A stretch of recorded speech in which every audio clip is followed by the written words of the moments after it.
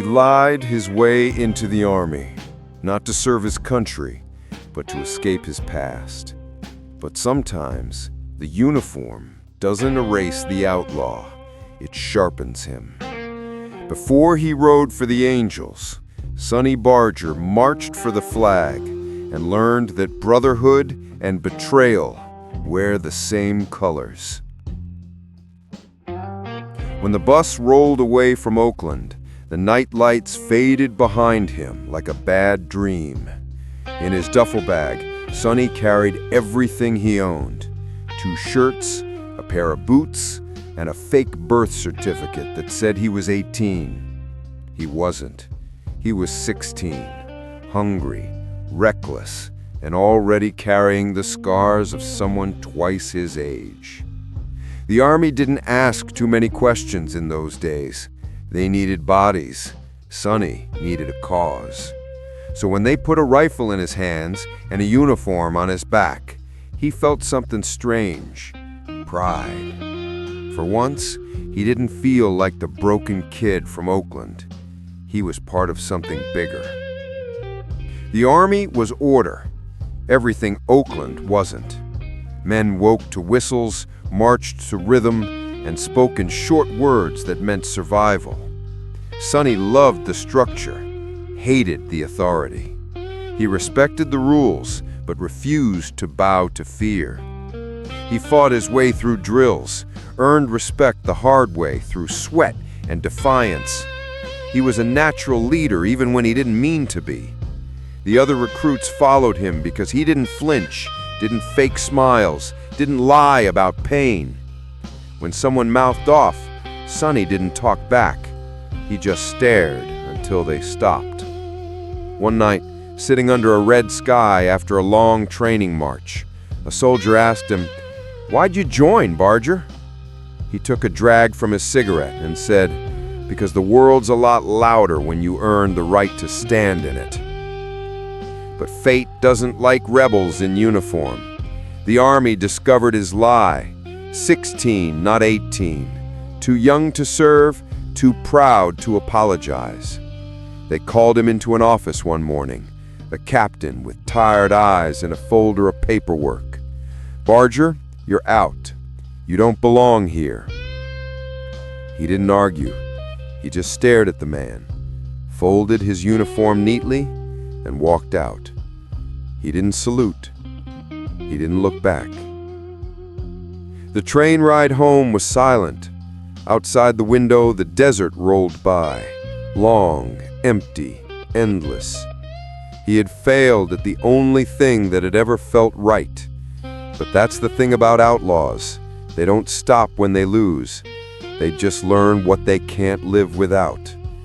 And Sonny had learned one thing: brotherhood means more than blood. The Army had given him a taste of loyalty, and now he wanted it in its purest form. Not in ranks, not in rules, but in riders. Back in Oakland, the streets were changing. The post-war years had flooded the city with veterans, tough men with haunted eyes. They didn't want offices or families. They wanted motion. They bought motorcycles. They rode for miles with no destination, just the wind as company and the road as confession. For the first time, America had a new kind of soldier, men of the road. They were called bikers. And for a man like Sonny, that sound meant home. He found work in a machine shop, fixing engines that reminded him of rifles, precise, deadly, mechanical. Every turn of the wrench was meditation, every spark a heartbeat. He'd work until midnight, then step outside, light a cigarette, and watch the road. And sometimes, in the distance, he'd hear them, the deep, rolling thunder of Harleys. They came in groups, maybe 6, maybe 10. Their headlights flickered like ghosts. Their laughter echoed through the night, raw and real. He didn't know who they were, but he envied them. That was freedom with a pulse. One Friday night, Sonny wandered into Jungle Jim's, a bar that smelled like whiskey and oil. It was the kind of place where you didn't ask questions, You bought a drink, kept your eyes open, and earned your right to stay. On the walls hung photos of bikes, flags, and women who'd long stopped waiting for anyone. At the back table, a group of men laughed, loud, fearless, alive. Their jackets bore crude patches, hand-sewn, black on white. They weren't soldiers. They were something else. Sonny sat near them, quiet, studying. He recognized that look in their eyes, the same one he'd seen in the mirror after every fight. The look of men who belonged to the road more than to any home. Later that night, one of them, big, grinning with grease under his nails, turned to him. "You fix engines, kid?" "Yeah." "You ride?" "Not yet, but I will." He laughed. Good answer. They bought him a drink, then another. By the end of the night, Sonny wasn't a stranger anymore. He was one of them. The conversations that night weren't about politics or money. They were about torque, timing chains, and the kind of silence that only ends when the throttle opens. Someone said, "We're heading to Livermore Sunday. You got a bike?" Sonny shook his head. The man grinned. "Then borrow one. Every rider's first bike is borrowed. The road will tell you if you deserve the next."